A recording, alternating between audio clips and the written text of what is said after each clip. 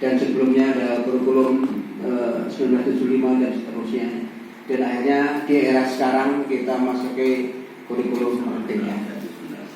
Dan mau nggak mau kita yang masih menekuni guru, saya dan Pak Tris itu masih juga membimbing atau melaksanakan kegiatan belajar mengajar, menuntaskan anak-anak yang memang nasibnya kurang baik di pendidikan formal, kita tugaskan di pendidikan non formal. Mau nggak mau kita pun belajar adalah kunci sukses untuk melaksanakan atau memajukan generasi kita. Baiklah Bapak Ibu yang saya hormati, nanti sebagai narasumber yang pertama dimohon yang saya hormati Bapak Suramanto, Master Pendidikan, untuk menyampaikan apa yang dilaksanakan belum lama ini saya kirimkan ke BPGB. BPG itu Balai Besar Guru Penggerak. Dulu saya sudah waktu ada pertemuan di LPMP, saya menyampaikan bahwa di non formal itu tidak ada guru penggerak. Barangkali itu mungkin embrio atau mungkin tidak langsung dijadikan guru penggerak di mungkin versi pendidikan non formal. Pak Suramanto pakai 1 minggu di BPGB.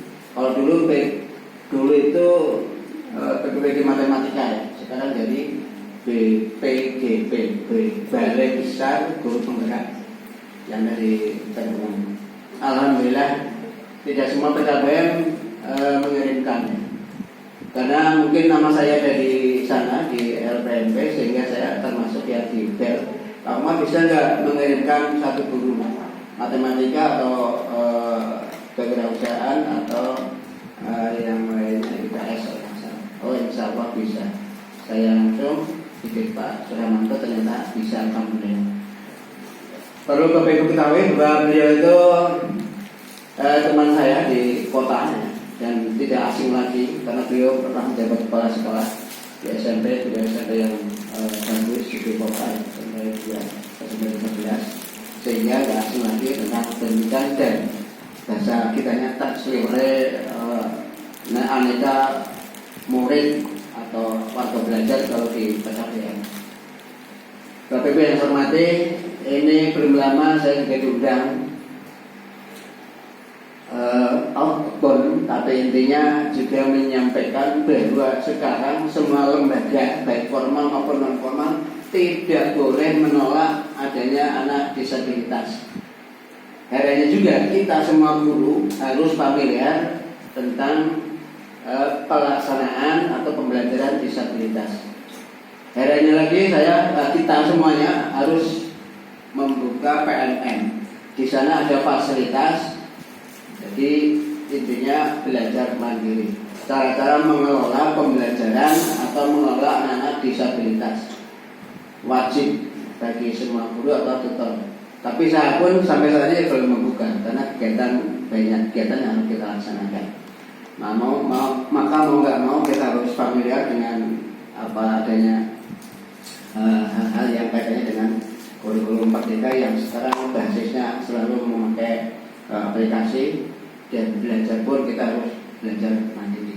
Alhamdulillah termasuk hari ini kita bersama-sama narasumber akan mengikuti bersama-sama khususnya tentang asesmen pembelajaran kurikulum merdeka baik paket A, B maupun C, intinya sama.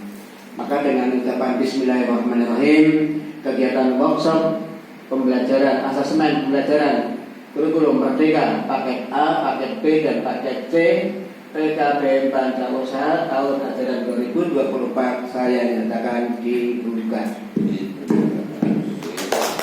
Terima kasih. Assalamualaikum warahmatullahi wabarakatuh.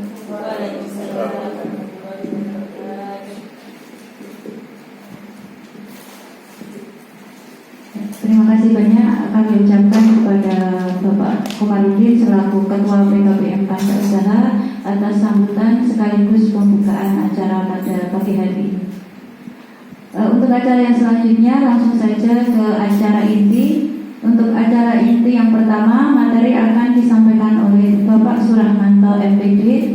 Kepada beliau Bapak Suramanto MPD, kami persilahkan langsung secukupnya.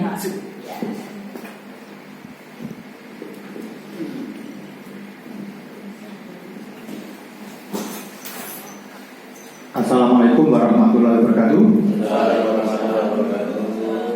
Alhamdulillahirobbilalamin, kita panjatkan puji dan syukur kepada Allah Subhanahu wa taala. Pada siang pagi hari ini kita bersama-sama masih diberi kesempatan nikmat sehat, nikmat umur panjang, sehingga kita bisa hadir di ruangan ini untuk melaksanakan kegiatan workshop. Bapak Ibu, mungkin banyak yang belum mengenal saya karena saya memang baru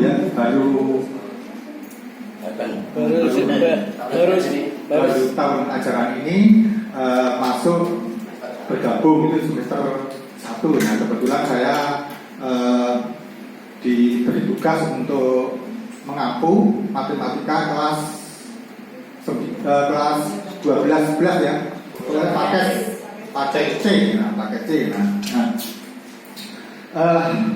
Bapak Ibu, sebenarnya kami ini umurnya sudah cukup tua ya, dan sudah pensiun, dan rencananya kami mau istirahat, tapi saya terinspirasi dengan Pak Komarudin, dengan Pak Tris, yang Pak Mardiono yang bisa memanfaatkan sisa-sisa umur ini untuk sedikit beramal ya kepada anak-anak didik yang mungkin kurang beruntung ya.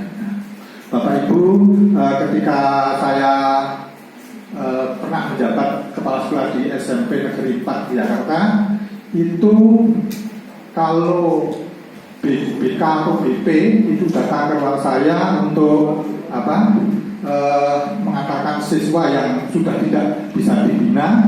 Nah itu terus kami arahkan ke SKB atau ke PKBM. Nah, jadi memang anak-anak yang kita terima, yang ini adalah anak-anak yang bermasalah. Nah ini mungkin ya karma bagi saya ya, karena saya dulu banyak melempar anak-anak yang sebetulnya masih ingin di sekolah itu, tapi karena memang sudah tidak bisa dibina, yang kita arahkan ke PKBM atau ke SKB, atau yang kalau yang formal itu biasanya kami arahkan ke SMP 17-2 gitu ya. Nah ternyata setelah dari sekolah tersebut mereka sudah lulus dan bisa sekolah, yang mungkin tempat yang cocok memang harus seperti itu. Itu sedikit latar belakang saya gitu. Kemudian Bapak Ibu, beberapa hari kemarin ya, 1 minggu yang lalu gitu, saya diminta oleh Bapak Kepala PKBN untuk memimpin BEMTEK gebrak kombel berbasis mata pelajaran. Nah, ini sebenarnya saya ragu-ragu mau tidak, saya itu ingin istirahat, tapi saya merasa memang belum punya bekal yang cukup untuk membantu mengajar di PKBN. Nah, ini mungkin kesempatan bagi saya, dan ternyata di sana memang banyak hal-hal yang belum saya terima di bintek atau kegiatan-kegiatan tentang kurikulum pendidikan yang mengacu pada kesetaraan. Dan ternyata dengan kesetaraan itu baru pertama kali diadakan di situ. Nah, ini memang beruntung sekali ya. Jadi, tapi mungkin Bapak Ibu yang sudah lama mengampu di PKBN, saya rasa tidak masalah. Dan salah satu tugas dari BEMTEK kemarin adalah mengadakan desiminasi 4 kali. Nah, menurut aturan itu setiap desiminasi itu 3 JP ya. Itu berat sekali, tapi saya matur Pak Komar dan Bu Dwi, bisa Pak nanti 3 bulan ini. Nah, terima kasih, ternyata gayung bersambung. Kemudian Bapak Ibu, materi yang pertama yang kami sampaikan adalah struktur kurikulum dan satuan kredit kompetensi pendidikan kesetaraan. Nah, struktur kurikulum itu kurikulumnya itu sebenarnya sama dengan yang formal, ya, belajar formal dengan jumlah. Kemudian, nah ini bedanya ada namanya satuan kredit kompetensi kompetensi ya, SKK namanya ya, SKK. Nah, itu kalau di formal tidak ada ya, SKK tidak ada. Nah ini jadi satu SKK nanti ada penjelasannya ya. Sampai itu nanti ada penjelasannya tentang apa itu studi kurikulum, apa itu SKK. Slide kedua.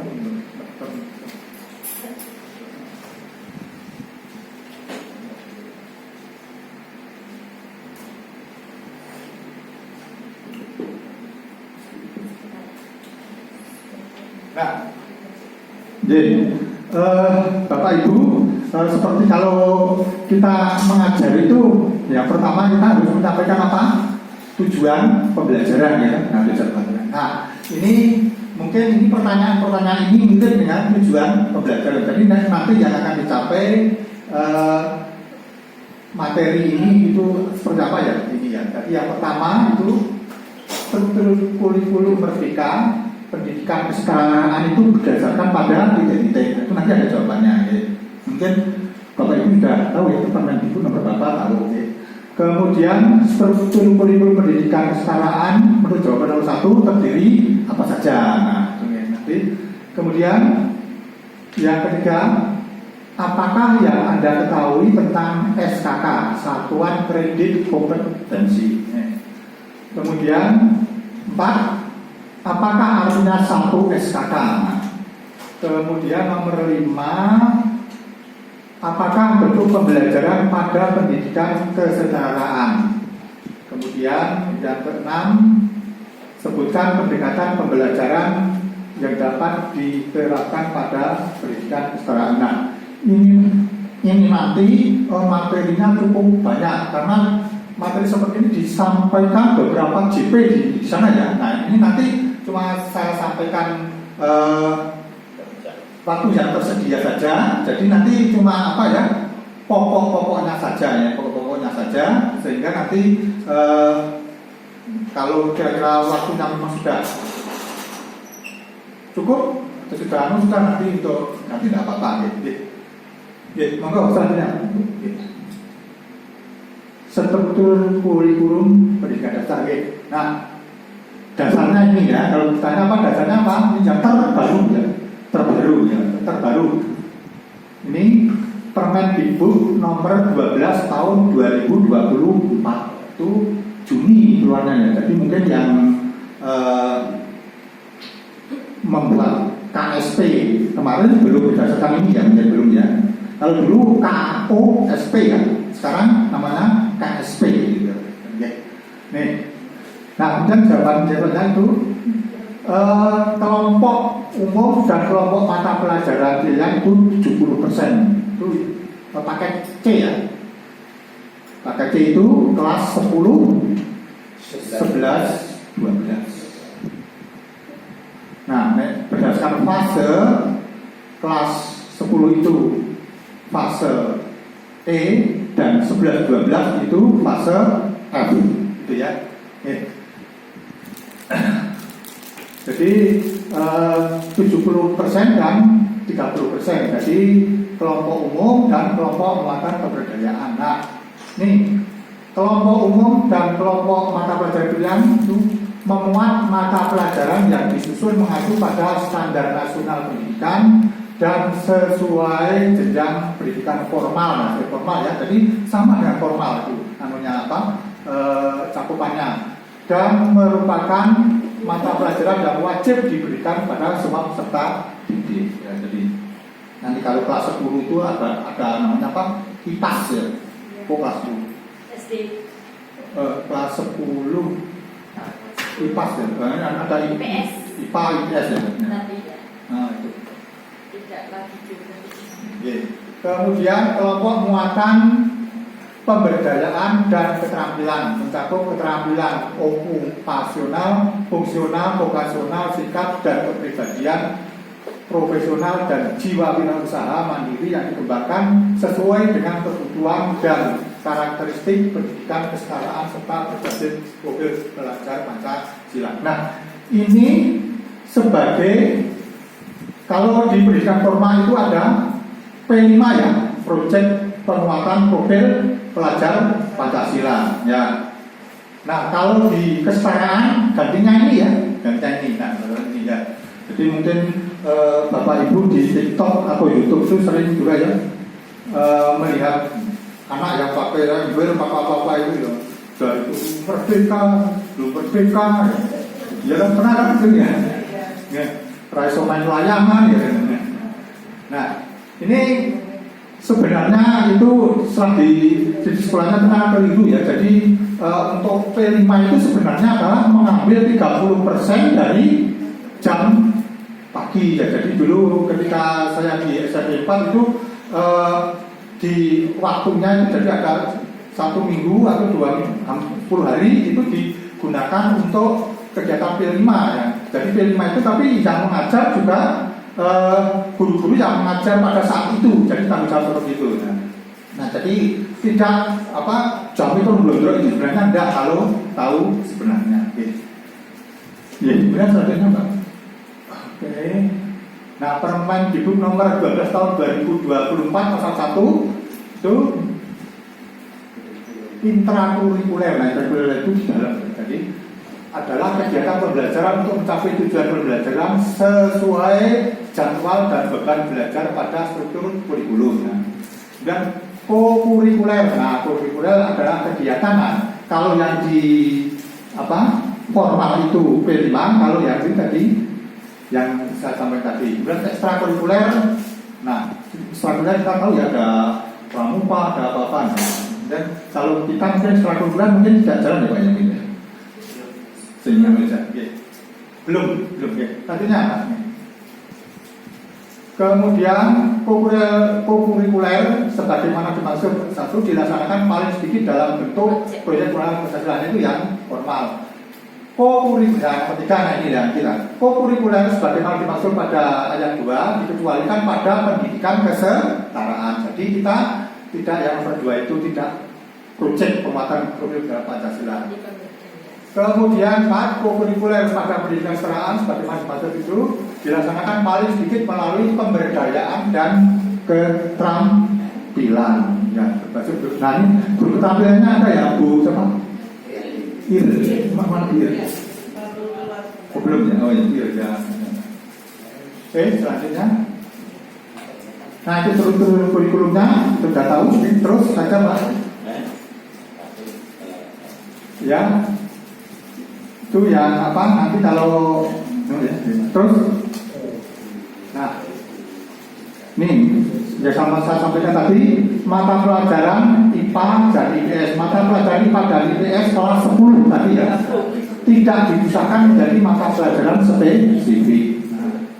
Yang muatan mata pelajaran IPA meliputi fisika, kimia dan biologi itu kelas 10. Kemudian muatan mata pelajaran IPS meliputi sejarah ada ya, punya sosiologi ada, geografi masuk ada, ekonomi ada ya. Oke. Lanjut. Nah, pengorganisasian itu untuk materi seperti itu. Nanti ada contoh-contohnya ya. Untuk minggu ini kita selanjutnya.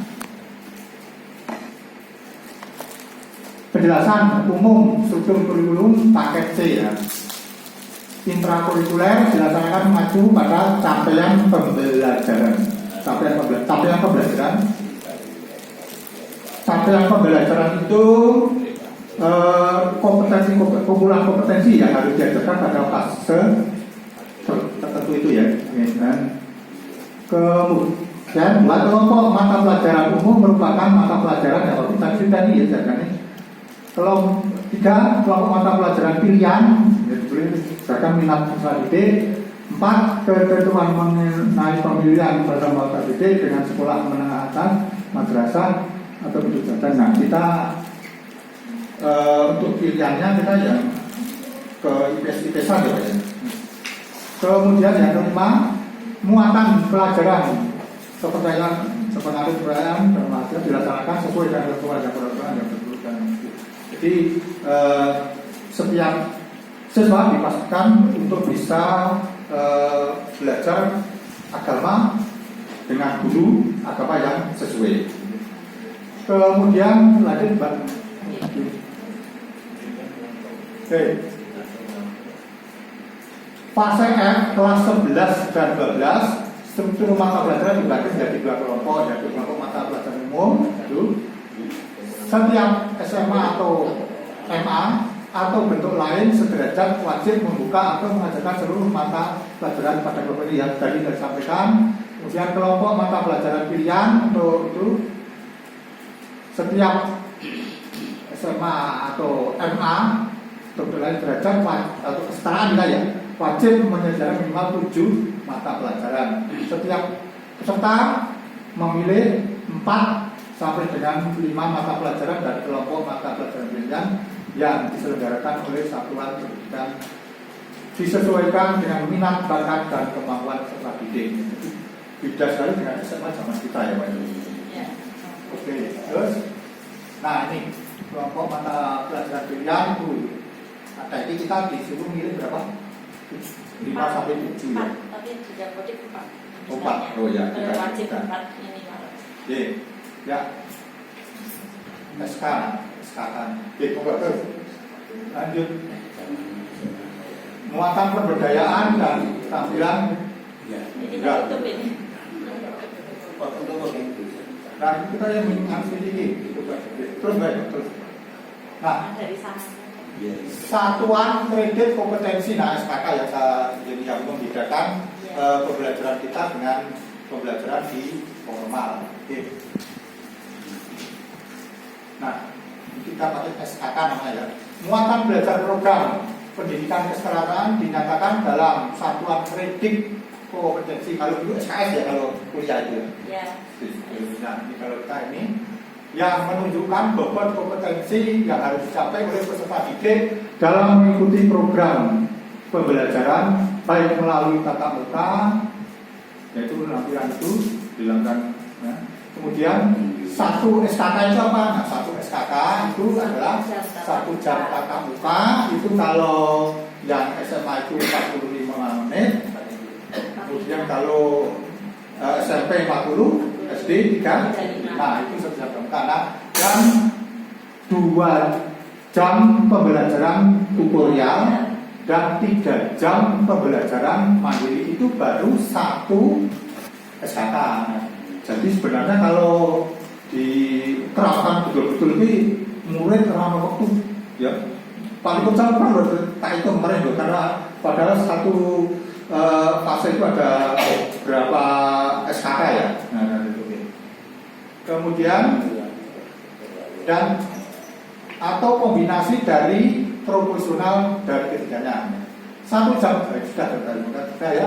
Nah ini untuk SKK saya rasa sudah jelas ya.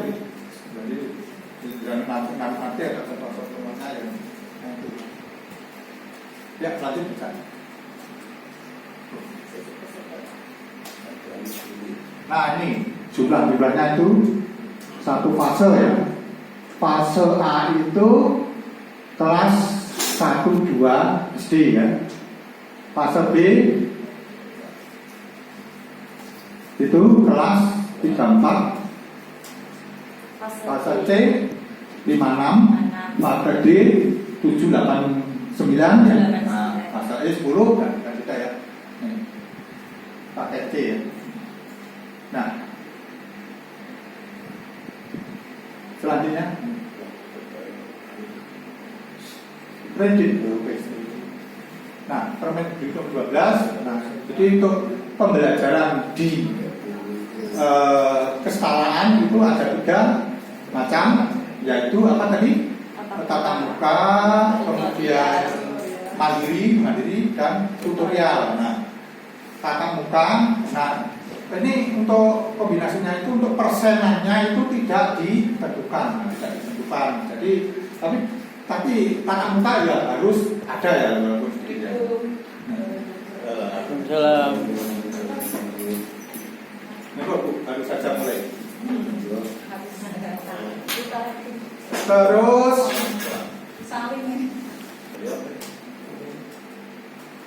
untuk perbandingannya tadi saya sampaikan itu persentasenya tidak ditentukan ya, tapi jangan mandiri terus ya kan. Nah, bedanya kalau tatap muka itu ada interaksi ya, kalau tatap muka itu ada interaksi, jadi ya berdasar kita ini. Kemudian kalau mandiri, nah itu juga terfitur dari rumah. Nah, kalau dulu sebelum ada aturan ini kan ada 50% mandiri ya, mandiri terstruktur mandiri. KMTT boleh namanya KMTT. Mandiri belajar di rumah. Tutorial ya. Tutorial itu yang kalau tutorial itu istilahnya setelah kita melaksanakan kegiatan belajar mandiri, kita tutorial itu istilahnya caranya cuma memastikan ya, mengerjakan Tugas. istilahnya takoni berapa tabayun konfirmasi tabayun dengan nah itu. Kemudian satuan kredit kompetensi ya, SK dijelaskan itu setiap fase pada paket A, B, dan C. Jadi SD, SMP, nanti juga ya ini Tutorial tak kenal tak saya. struktur kurikulum ya ada. Terus, nah ini contoh distribusi paket C ini ya. Ini di struktur kurikulum di KUSP atau KSP yang paling sudah ada ya. D. Dan menyebutkan saya ini tak sama nanti membuat batunya. Kelompok mata pelajaran pilihan tadi sudah ya. Ya ada 4 tidak ada. Oke. Minimal ini. Terus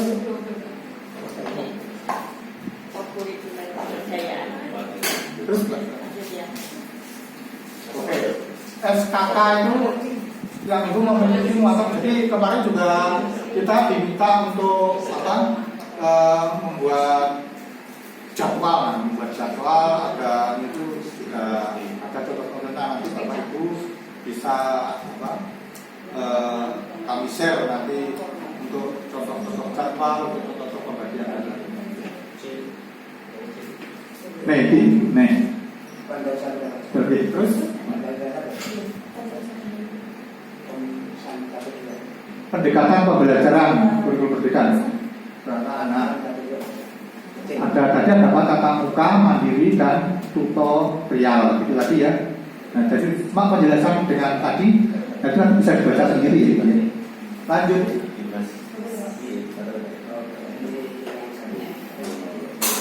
Pengorganisasian pembelajaran ya. Memahami dan menganalisis langkah-langkahnya ini Bapak Ibu sudah tahu ya, mendistribusikan satuan kritis mengorganisasi pembelajaran distribusi satuan pendidikan tatap muka, mandiri dan tutorial itu. Yang terakhir menentukan pendekatan pembelajaran yang digunakan. Ini harus dituangkan dalam KSP. KSP itu dulu KUSP, sebelumnya KTSP. Jadi saya dengan Pak Kormar itu sudah merasakan perbagian kurikulum berapa kali ya Pak ya? Pertama kurikulum 75 ya Pak ya? 75, terus yang disempurnakan itu ya terus ya. Terus KBK sendiri, terus ada KTSP ya. KTSP itu kurikulum 13. Nah terus kurikulum merdeka itu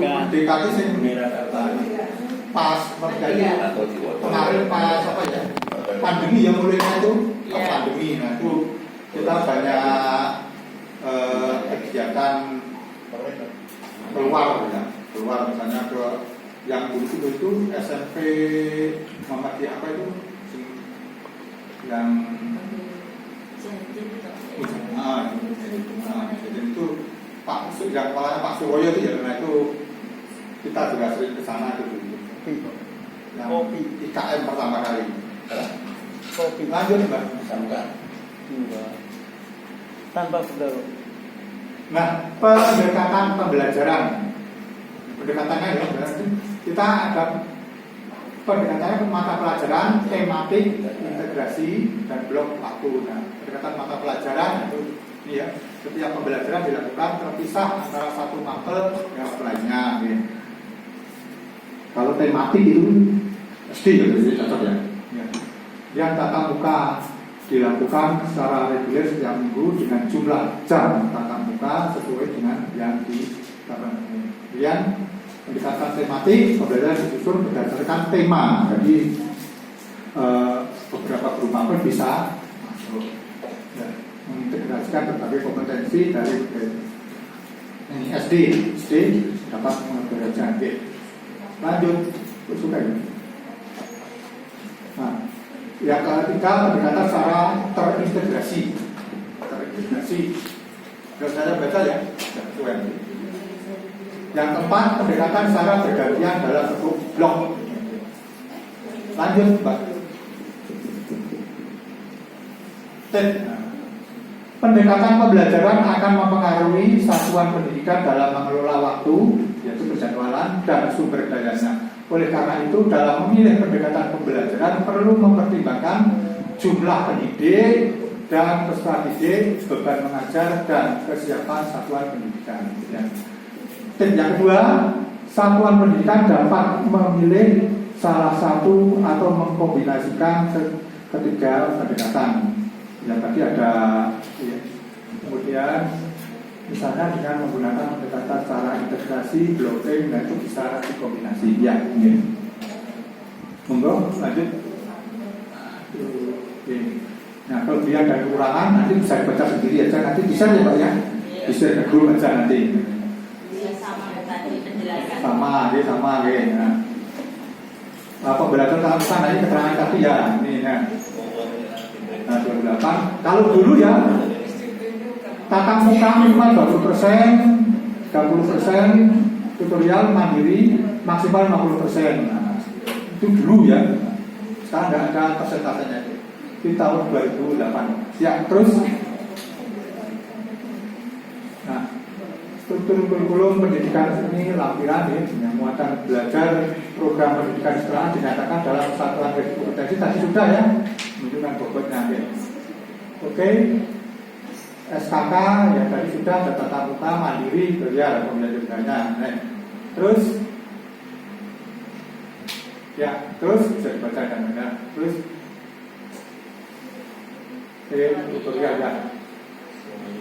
Ya terus ada keterampilan nanti ya, keterampilan yang sebagai pengganti dari P5 ya. Oke, terus Mbak. Nah, muatan kebudayaan ini soft skill, ya, keterampilan ada kebudayaan dan keterampilan ini. Oke, terus silakan dibaca aja. Terus sama saja pembelajaran keterampilan atau waktu terus tahu dibuka ya. Oke. Nah, itu kurikuler, kebudayaan ini contohnya itu ya. Oke, terus ya, terus ya, terus muatan lokal ya. Muatan lokal kita apa? Bahasa Jawa ya? Bahasa Jawa. Struktur kurikulum untuk dan pendekatan ya, terus ada contoh ini, terus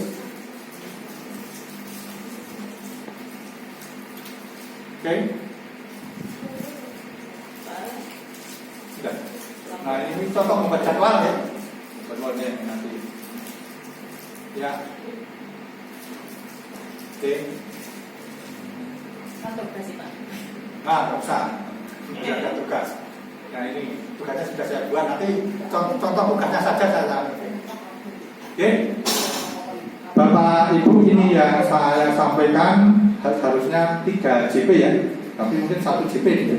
Nah, 1 JP karena nanti ada dari teman-teman yang akan menjadi narasumber. Nah, saya ini cuma dupleng ya. Nah, sebenarnya ini kemarin kan untuk kegiatan ini sebagai penjaringan untuk menjadi instruktur gitu.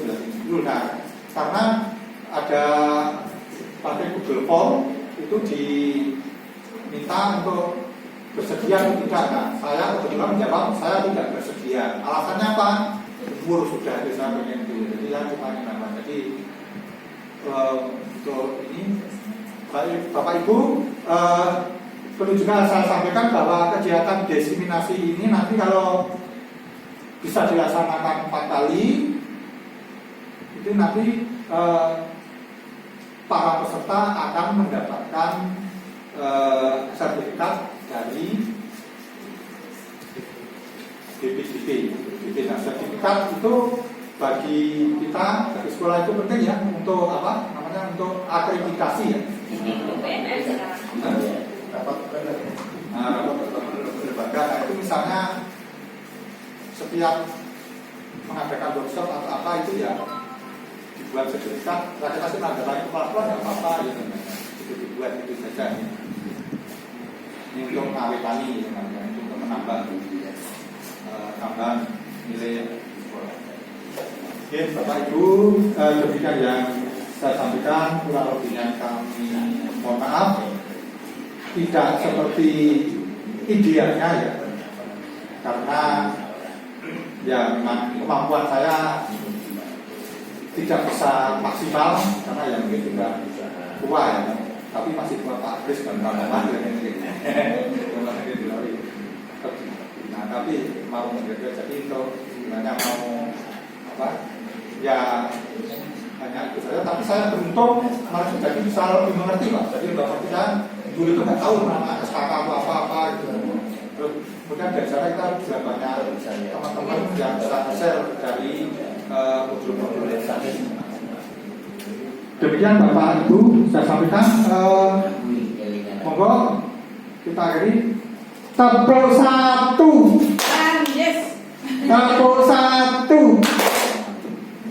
Bapak Ibu masih Sehat dan waras.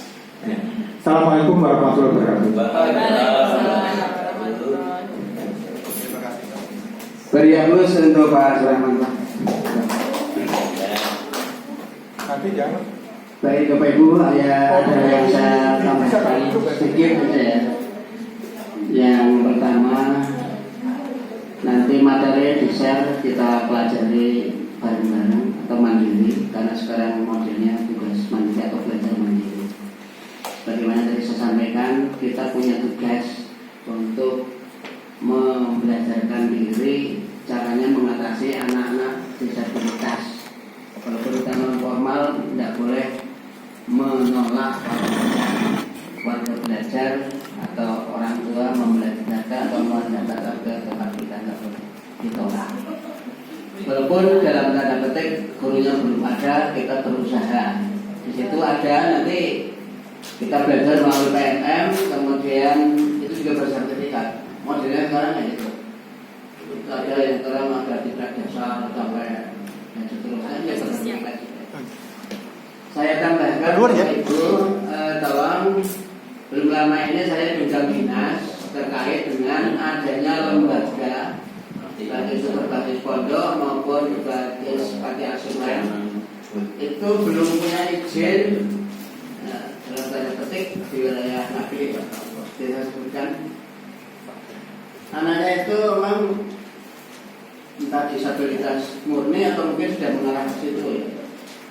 Intinya dari sekolah itu mengasih sanksi sampai 2 minggu untuk belajar di rumah gitu ya.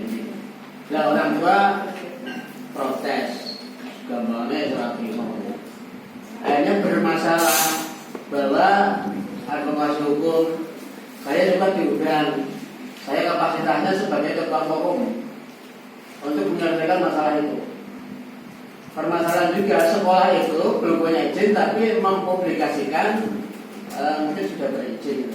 Alhamdulillah ini dari Kuantum, kalau ini dari Insan Utama juga kalau ada orang tua sampaikan saja. Selama ini masih merger atau bergabung atau pembelajarannya untuk akademiknya masih bergabung di PKB Usaha. Jangan sampai menyembunyikan hal yang tidak benar. Itu terjadi itu, sehingga yang bermasalah karena bahwa advokasi hukum dinas ya disidang ya. Prinsipnya dia itu masih nunut di PKBM di Ponorogo, tapi menyampaikan ke masyarakat ya sudah berizin dan sebagainya. Kemarin juga ada salah satu lembaga, padahal muridnya satu padahal sudah berizin, ribut ya, dari Saudi. Nah, yang lainnya kan ribut juga ya. Artinya masa satu bisa akreditasi, bisa izin dan padahal memang kan 20. Untuk itu alhamdulillah di Insan Utama itu tidak ada masalah karena di papan namanya juga disebutkan jarak jauh dari PKB Banjarnegara. Saya apresiasi betul sehingga tidak ya dalam tanda kutip menipu masyarakat ya. Prinsip kita damai-damai saja sehingga yang penting ke masyarakat sampaikan saja ujian lancar. Alhamdulillah kemarin juga baik-baik, terutama dari Insan Utama ini Mas, Insan Utama bagus-bagus hasilnya karena memang saya khawatir nanti saya ditanya pembelajarannya yang saya kemarin saya disuruh supaya ngisi Google Form yang saya isi 4 pondok pesantren ya, di antaranya Insan Utama, Pusat Kuantum, Sajadah dan Al-Madinah. Itu yang muridnya banyak. Itu saya laporkan ke dinas.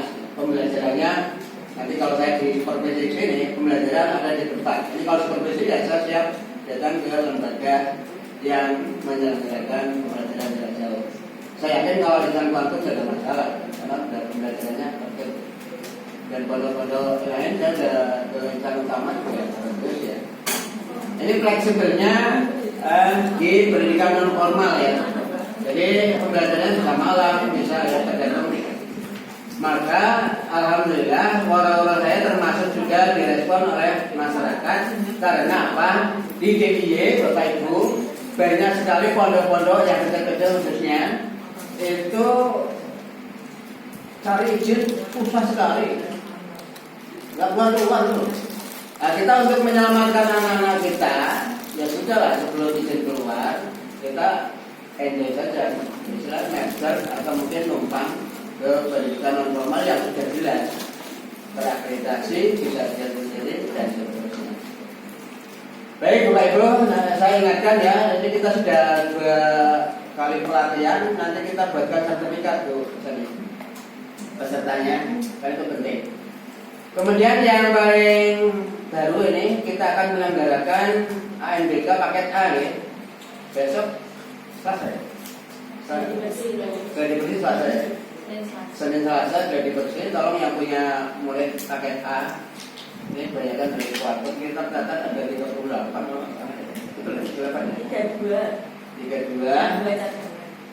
berarti baiknya baik pada waktu gladi maupun pas pelaksanaan kita dulu karena itu yang akan membuat nilai lembaga kita. Alhamdulillah lembaga kita berkat kerjasamanya saya dapat terima kasih tahun ini di Sleman dapat ada 2 lembaga yang diberi dana kinerja dan itu tidak boleh untuk selain meningkatkan mutu. Alhamdulillah di Insan Kuantum sudah menyelenggarakan cara-cara membuat gula-gula dari pepaya sudah. Kemudian ini masih ada, ini tes psikologi sudah keluar sertifikatnya, nanti bisa dipilah Bu Jom nanti yang mungkin dari Kuantum ini sudah keluar sertifikatnya. Untung saya pas ada di sini. Hari Senin kemarin dari lembaga datang sini saya pas ada sehingga tidak terserah. Termasuk dari Insan Utama ini jadi juga sertifikatnya bisa diambil ya. Sertifikat yang kita bersama dengan psikologi kezamannya. Itu bagian dari lembaga kita untuk melaksanakan kegiatan dari Indonesia. Dan saya dorong ini Bu Erin ada yang tinggal skripsi kemudian mandek karena satu hal itu diselesaikan. Mungkin kita bisa istilahnya pindah ke Kutai dan bersekolah pasti rampung. Nanti kan diadopsi yang belum apa sih teman-teman. Kalau sudah panjenengan, kalau tidak ada yang bisa sampaikan. Kalau memang sudah menekuni bidang pendidikannya, minimal kompetensi kita harus S1.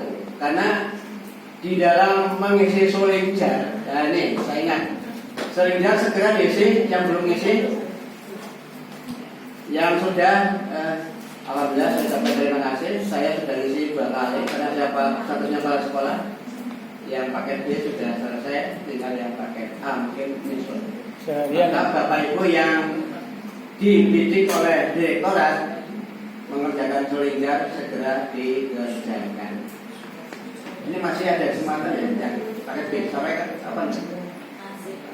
Ya, pokoknya segera. Itu ternyata kalau sore itu macet ya. Ya saya mengerjakan 3 kali. Padahal lama ya. Iya lama itu, karena soalnya mungkin sampai 100, saya sampai 140. Ya, karena mungkin porsi para sekolah gitu. Pak, saya pesan. Ya. Tadi yang berkenaan dengan materi yang tadi, mungkin kita harus menerima anak yang berkebutuhan khusus ya. Iya. Ternyata di kita itu ada ya. Iya. Iya, sudah ada ya. Pakai C. Saya itu sering menganggap kalau sendiri saya kan takut kok. Karena kadang tengok ini ketawa jadi Masya Allah. Malah hiburan kan? Malah menghibur ya Pak. Saya kebetulan ya terus Kalau dijajarkan dengan mungkin kelas yang pakai C yang lain, terus gimana saya itu harus ada ya, saya itu sudah dulu lama tapi gimana saya harus mengajar ini yang satu begini, yang satu ini kayaknya kan materinya jadi nggak nyampe gitu. Tapi sekarang harus bisa menjadi Iya. Mungkin jadi Saya ngajar udah 3 kali. Gimana gitu loh Pak? Iya. Kalau saya sendiri belum tahu persis. Ya, ada kebutuhan khusus apa karena saya juga ditugasi, termasuk semua panjenengan ditugasi untuk membelajarkan diri saya ngatasi anak-anak berkebutuhan khusus. Sementara dia butuhnya kita mendampingi, Iya. tidak harus memberi tugas. Saya sendiri ke dinas tidak menyampaikan bahwa saya punya murid itu, karena bingung juga ya. Jadi termasuk kebutuhan khusus kan. Saya sendiri ilmunya belum mempunyai untuk anak-anak yang berkebutuhan khusus. Karena ternyata kebutuhan khusus ada yang ini ya, anak-anak yang super hebat itu kan kebutuhan khusus juga. Yang dulu kan Kayaknya dari SMA ya Pak, dari SMA teladan gitu. ya itu katanya dari SMA teladan itu. Iya. Iya.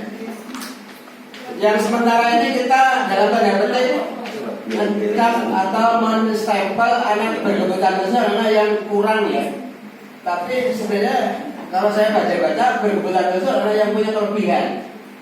Mungkin kalau yang umum bisa bergerak 1 detik mungkin 3 gerakan. Kalau yang super khusus bisa 2 kali lipat. Sehingga jangan heran kalau dulu ada kelas-kelas percepatan, sekarang nggak ada gitu. Itu berkebutuhan khusus juga. Sehingga ada anak diajar itu nggak mau keluar karena nggak bisa gitu loh. Itu berkebutuhan khusus itu. Sementara ini kita mengatakan kebutuhan khusus anak-anak yang kurang. Nah, itu ya. Makanya saya menyampaikan ke dinas, termasuk di Solingjar, saya katakan tidak punya murid berkebutuhan khusus. Tapi intinya mari kita selaku penggiat pendidikan buka PMM, kemudian nanti di situ ada fasilitas cara-cara mengatasi atau ilmu untuk mengetahui anak-anak yang berkebutuhan khusus. Kita nanti di sertifikat juga itu beberapa CPL. Tapi saya pun belum buka. Sementara ini kita langsung aja ke narasumber berikutnya. Ini Bu Atun, Bu Senyatur apa Bu Ermi? Bu Ermi, selamat datang Bu Ermi, sudah hadir narasumber kita. Selamat. Masih luar biasa. Selamat datang, semoga lekas sembuh. Oke, siapa dulu nih? Bu Erni. Bu Erni, kita langsung saja narasumber yang kedua yaitu Bu Erni. Jadi selama ini Bu kita juga paham sudah mendapatkan materi khususnya tentang penilaian pembelajaran atau asesmen pembelajaran kurikulum merdeka baik paket A, B maupun C. Maka kita berikan kesempatan kepada Bu Ernest dan dari Jajaran Pendidikan. Mohon maaf saya tadi minta sebentar ya, kaitannya dengan saya di bidang dinas. Lo gini.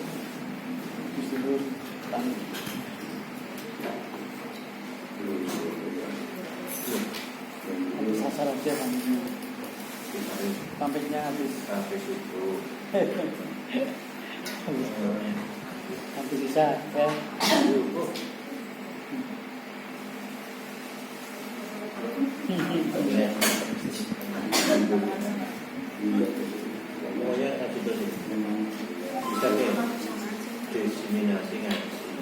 Nanti malam di apa di pengajian daerah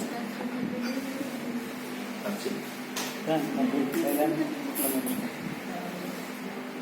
sambil nunggu persiapan saya sampaikan bahwa pastikan khususnya dari luar yang masuk ke PKB para santri pastikan sudah masuk jam yang belum ini nanti risiko kita ya. Karena kita menyelenggarakan pendidikan ini harus tercatat di Darpotik. Kemudian jangan lupa bahwa tetap ada porsi tatap muka. Karena selama ini terutama yang masuk langsung ke PKBM daftar tapi belum juga masuk. Ini barangkali ada yang mungkin dari yang formal ya terutama. Saya tuh merasa punya murid dari SMP dari Melati 3. Ini dari catur, SMP dari catur, dari 3 pindah ke Balai Catur, kemudian pindah ke PKBM kita. Sudah daftar, sudah menyelesaikan permasalahan, belum pernah ketemu, belum pernah masuk. Orang tuanya sama guru BK-nya bahkan kepala sekolah menemui saya dari SMP negeri Balai Catur, Pak. Itu karenanya akhirnya dititipkan ke kita ini. Tapi saya nunggu orang tuanya belum pernah datang juga, anaknya juga. Jadi saya khawatir nanti jangan tidak isi ya. Tapi kalau kita saling mengingatkan, terutama dari insan utama mulai baru atau santri baru ya, kalau belum isinya belum keluar, jangan tadi saya sampaikan ya, saya tadi petik ya, mungkin menipu masyarakat ya. Karena kita ke bawah-bawah ke dinas itu loh, repot itu, jadi masalah hukum itu loh. Ya jangan kita fair aja lah. Banyak ujian masih ikut PKBM gitu saja, selamat itu. Itu ya, kalau nggak jalan. Siap ya nih, silakan.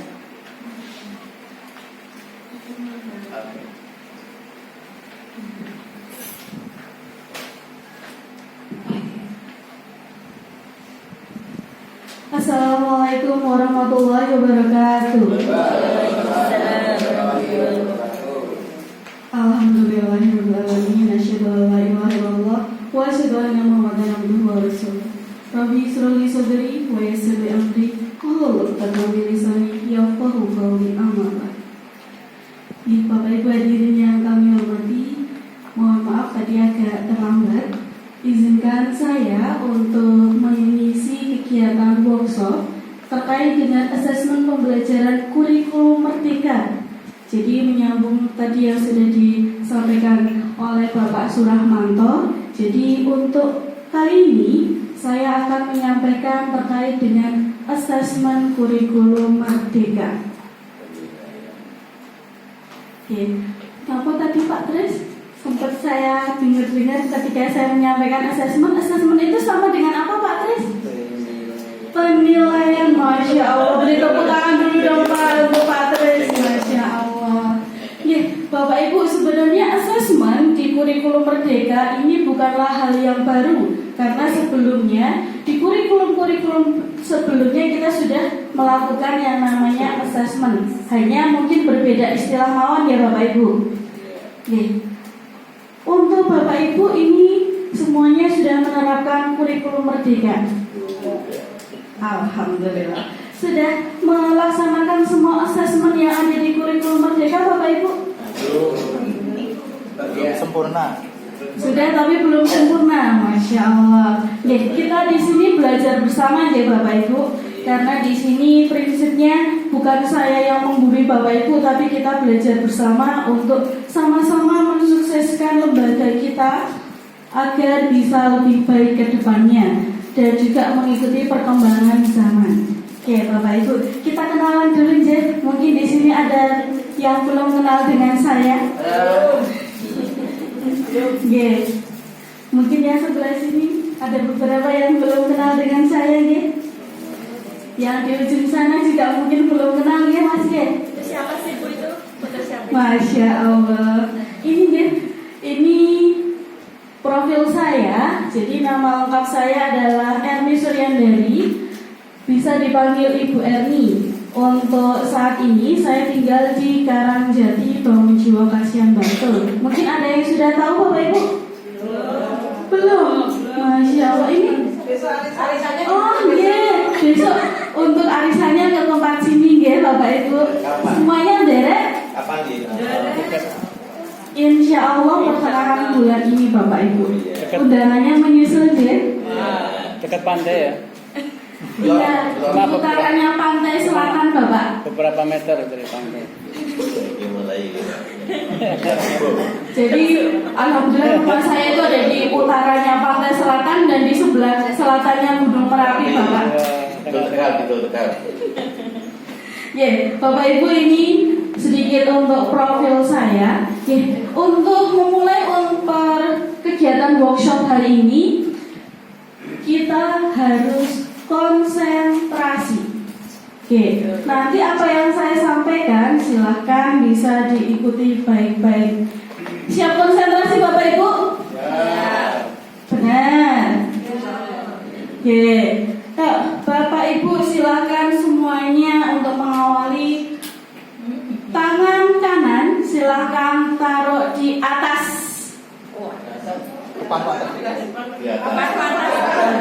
Ayo, konsentrasi. Dengarkan suara saya atau ikuti gerakan saya. Nah, Bapak Ibu, ini adalah contoh sederhana. Kadang ketika kita melaksanakan kegiatan pembelajaran di sekolah, karakter peserta didik yang ada di kelas itu beragam. Iya enggak? Ada yang dia bisa menerima apa yang kita sampaikan itu lewat suara kita. Ada yang peserta didik itu paham dengan apa yang kita sampaikan ketika peserta didik itu memperhatikan kita.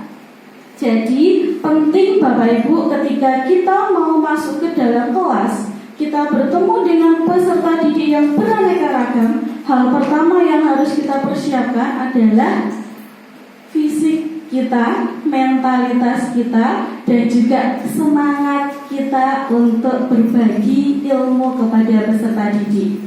Jangan cemberut Bapak Ibu. Ada nggak yang misalnya sebelum mau masuk kelas ini kepikiran, di rumah tadi belum sempat bikinin sarapan, aduh tadi belum sempat jemur pakaian. Kemudian karena terburu-buru ketika masuk kelas pikirannya nggak fokus, kira-kira ngaruh nggak Bapak Ibu? Ngaruh sekali. Dan kira-kira anak mau tahu nggak apa yang sebenarnya terjadi pada kita? Tidak. Mereka taunya apa? Nah, taunya guru itu harus menarik, guru itu harus bisa mengajarkan peserta didik apa yang belum mereka ketahui agar mereka bisa lebih mengetahui. Nah, untuk materi yang akan saya sampaikan terkait dengan assessment ini, yang pertama adalah tujuan assessment, yang kedua adalah jenis-jenis assessment, yang ketiga adalah peran assessment itu sendiri. Oke, gambarnya gambar bangunan-bangunan. Untuk yang pertama, tujuan assessment atau penilaian itu sendiri yaitu untuk mengukur capaian belajar peserta didik, di mana bisa mengevaluasi efektivitas pembelajaran dan juga tingkat penguasaan materi oleh peserta didik. Yang kedua, yaitu dengan memberikan umpan balik, memberikan informasi untuk perbaikan pembelajaran dan juga mengembangkan potensi peserta didik. Dan yang ketiga yaitu mendorong motivasi belajar, bahwasanya seperti yang sudah tercantum dalam Al-Quran, belajarlah sampai Cina. sampai ke negeri Cina. Itu yang paling lucu ya Bapak Ibu. Bukan Quran. Ke negeri jiran. Dan belajarlah tanpa mengenal waktu. Setiap kita bertemu dengan orang, itu adalah tempat kita belajar juga. Seperti ketika saya awal di sini bertemu dengan Pak Zen. Di situ saya banyak belajar juga Bapak Ibu. Kira-kira apa yang bisa kita pelajari dari Pak Zen? Belajar tidak serius. Seorang konten kreator, oke, selalu lucu. Jadi ketika ketemu dengan Pak Zen itu, adanya aura-aura yang menggembirakan. Kalau ketemu dengan Pak Tris, dengan semangat karena dengan Pak Tris belajar awet muda. Dengan Pak Tris nanti belajar awet muda. Kalau dengan Bu Dwi kira-kira senangnya apa? Belajar teliti. Belajar teliti. Selalu kasih ini. Oh, Menteri Keuangan, Masya Allah. Cermat, teliti. Kalau dengan Pak Komar, pemimpin kita yang ada di PKB ini, disiplinnya, kemudian tidak pernah rajin, tidak kenal lelah, bahkan di usianya yang sudah purna tugas di sekolah formal, beliau mendedikasikan dirinya untuk terus mengembangkan PKBM ini yang masih dalam lingkup pendidikan. Oke, nah Bapak Ibu, yang kedua berkaitan dengan jenis-jenis assessment. Jenis-jenis assessment ini bukanlah hal yang baru ya. Yang pertama adalah assessment formatif. Nah, assessment formatif ini dilakukan selama proses pembelajaran untuk memantau kemajuan peserta didik. Yang kedua yaitu assessment summatif. Ini dilakukan pada akhir unit pembelajaran untuk mengukur pencapaian peserta didik yang biasanya diwujudkan dengan ulangan harian, ulangan tengah semester, semesteran, atau kenaikan kelas. Kemudian yang berikutnya ada assessment diagnostik. Nah, ini biasanya digunakan untuk mengidentifikasi kekuatan dan juga kelemahan peserta didik dalam pembelajaran. Bapak Ibu sudah menerapkan ini semua? Sudah? Alhamdulillah. Lisan ya Bapak, foto nopo-nopo. Karena untuk teknik assessment itu kita sudah masuk ke kurikulum merdeka, tidak semuanya harus diujikan dengan soal. Nah, secara umum untuk jenis assessment bentuknya itu hanya ada dua, yaitu assessment formatif dan juga summatif. Kalau yang assessment diagnostik itu sebenarnya bisa masuk di formatif sebagai kemampuan awal untuk mengetahui gaya belajar peserta didik, minat peserta didik, atau bisa juga dari IQ peserta didik yang kita dampingi. Bapak Ibu, di kelas itu biasanya ada berapa siswa?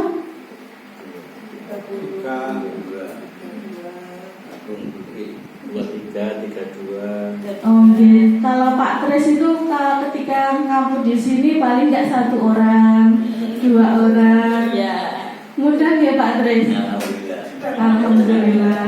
Tapi kalau biasanya seperti saya itu kalau ngampus di sini, walaupun jumlah siswanya ada 5 orang, dengan peserta didik 30 orang yang ada di formal, itu lebih mudah mana Bapak Ibu? 5.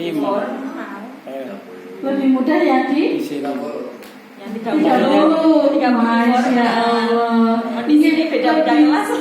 Iya, betul sekali Bu Atun. Jadi 5 siswa yang saya dampingi ketika diijar paket itu yang satu kelas 7, 2 orang kelas 8, 2 orang kelas 9.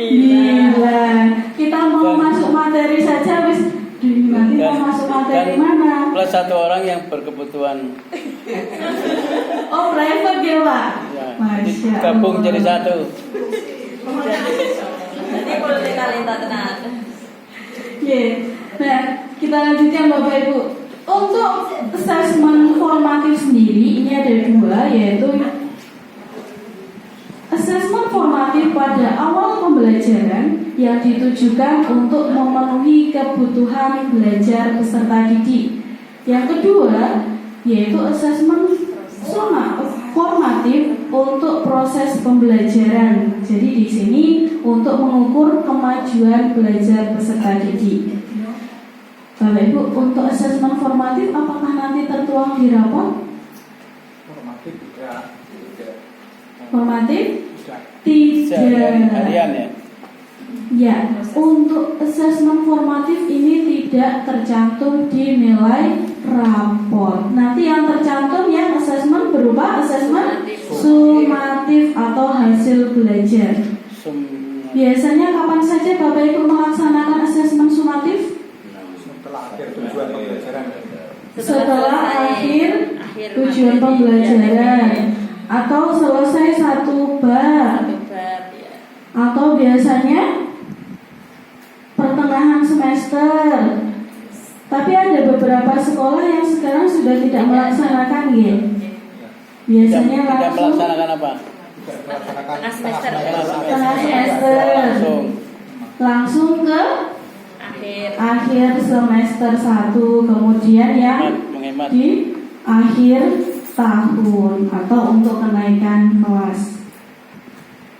Nah, ini Bapak Ibu perbedaannya apa toh untuk asesmen formatif dan juga sumatif? Ini saya ambil poin-poin pentingnya saja. Jadi khusus untuk asesmen formatif itu punya tujuan meningkatkan mutu belajar peserta didik. Sedangkan kalau asesmen sumatif tadi yang berupa hasil belajar yaitu untuk mengetahui hasil belajar peserta didik. Kemudian kalau kaitannya dengan nilai, untuk yang formatif tidak sebagai pertimbangan nilai rapor seperti yang tadi sudah disampaikan oleh Bapak Ibu. Sedangkan yang sumatif ini masuk di pertimbangan nilai rapor. Nah, untuk waktu pelaksanaannya sendiri, asesmen formatif ini di awal atau dalam proses pembelajaran. Jadi selama proses pembelajaran itu kita laksanakan asesmen formatif. Dan untuk asesmen sumatif dilaksanakan di akhir tujuan pembelajaran atau tadi di akhir semester atau di akhir tahun. Oke.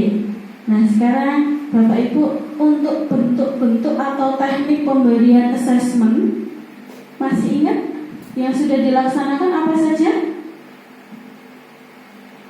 Teknik asesmen misalnya kita mau mengukur menggunakan asesmen formatif yang sudah diterapkan Bapak Ibu. Pak Komar apa saja? Tes lisan, observasi atau pengamatan. Kemudian non lisan itu berarti tertulis. Ya. Kemudian Tidak tertulis. Non-lisan. Oh iya, tertulis. kemudian ada lagi. Pernah Bapak Ibu menggunakan angket? Kuis. Kuis, Angket bisa. angket bisa. Kemudian tanya jawab langsung bisa. Presentasi bisa atau unjuk kerja atau bisa dengan portofolio. Nah, Bapak Ibu ini adalah beberapa contoh bentuk asesmen atau teknik asesmen yang bisa dilakukan oleh Bapak Ibu. Baik di asesmen formatif awal, Bapak Ibu bisa menggunakan assessment berupa lembar observasi atau pengamatan.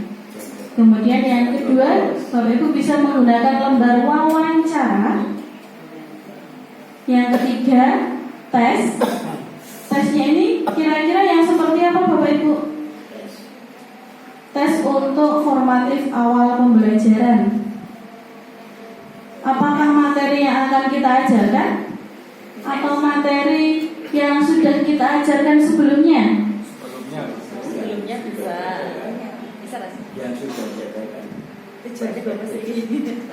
Nah, tujuan awal tadi dari asesmen formatif awal pembelajaran yaitu mengetahui kebutuhan belajar peserta didik. Jadi, tes yang dimaksudkan di sini ini adalah tes prasyarat atau kemampuan awal yang sudah dimiliki oleh peserta didik atau materi-materi yang sudah kita jelaskan sebelumnya. Gitu ya. Jadi beda dengan pretest untuk materi yang akan kita ajarkan, tidak termasuk di asesmen formatif awal pembelajaran. Kemudian yang berikutnya ada asesmen formatif ketika proses pembelajaran berlangsung. Bisa kita gunakan bentuk asesmennya yaitu menggunakan lembar observasi atau pengamatan. Kemudian bisa asesmen diri dan juga asesmen antar teman sejawat. Misal, ketika kita memberikan siswa lembar misalnya untuk didiskusikan, kemudian nanti ada peserta didik yang presentasi di depan. Nah, biasanya nanti mereka bisa membuat asesmen sendiri atau menilai apa yang sudah baik pada dirinya yang sudah dilakukan baik selama diskusi maupun presentasi. Kemudian untuk asesmen antar teman sejawat, nanti teman yang berada di sini atau yang duduk yang memperhatikan temannya ketika presentasi akan menilai juga. Itu untuk menilai proses pembelajaran. Kita skip untuk mendengarkan adzan sebentar ya Bapak Ibu.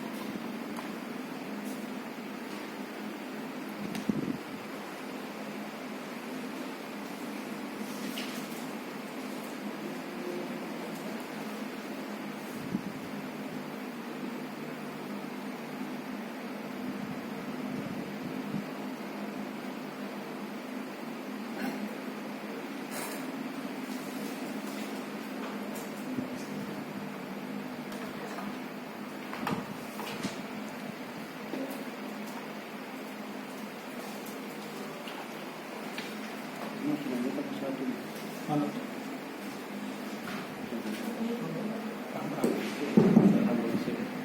Bapak Ibu, ini sudah menunjukkan waktu pukul 11:35. Ini mau kita skip untuk istirahat dan juga makan siang dulu atau dilanjutkan? Diselesaikan ini dulu, nanggung Pak. Berapa menit lagi? Paling sekitar 5 menit. 5 menit juga boleh Bapak. Cepet. Iya, Saya juga senang Pak kalau cepat. ya tak cepet ya, aku mau tak cepet ya. Oke, berarti kita selesaikan mawar. Nanti kita sepakati Bapak Ibu setelah selesai saya menyampaikan materi ini, silakan nanti Bapak Ibu bisa mengambil foto bersama dulu. Kemudian nanti kita lanjutkan dengan kegiatan isoma. Baru nanti sekitar pukul 1 kita kembali ke ruangan ini lagi. Gitu, Jen? Dengan baju berbeda. Iya, makanya ini nanti kita foto dulu biar kostumnya beda. Oke, kita lanjutkan yang berikutnya yaitu tentang asesmen sumatif atau yang digunakan untuk hasil belajar. Bisa berupa tes, baik itu tes tertulis, tes non tertulis atau bisa lisan. Bisa juga dengan produk, misal anak diberi tugas untuk membuat karya, unjuk kerja, kemudian portofolio maupun penugasan. Nah, ini adalah proporsi Bapak Ibu yang kenapa kurikulum kita sebelumnya di kurikulum KTSP 2006 dan 2013 sekarang kita perbarui lagi menjadi kurikulum merdeka. Dasarnya adalah proporsi assessment as form of learning. Mungkin ini yang lebih paham Pak Zen ya. Jadi Bapak Ibu, untuk kondisi penilaian umumnya itu kita di kurikulum sebelumnya yaitu lebih menekankan pada assessment of learning. Artinya apa Bapak Ibu?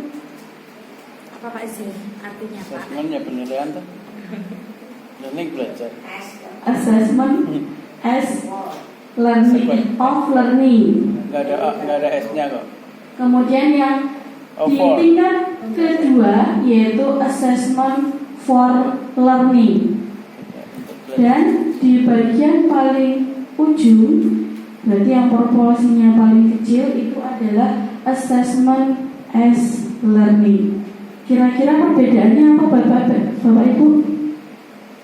Sedangkan di kondisi penilaian ideal yang diharapkan di kurikulum merdeka ini adalah yang paling bawah itu assessment as learning. Sedangkan yang di paling atas itu adalah assessment of learning. Jadi bedanya hanya di bagian atas dan juga bawah. Mungkin ada yang mau menyampaikan pendapatnya dulu, Bu Yuni?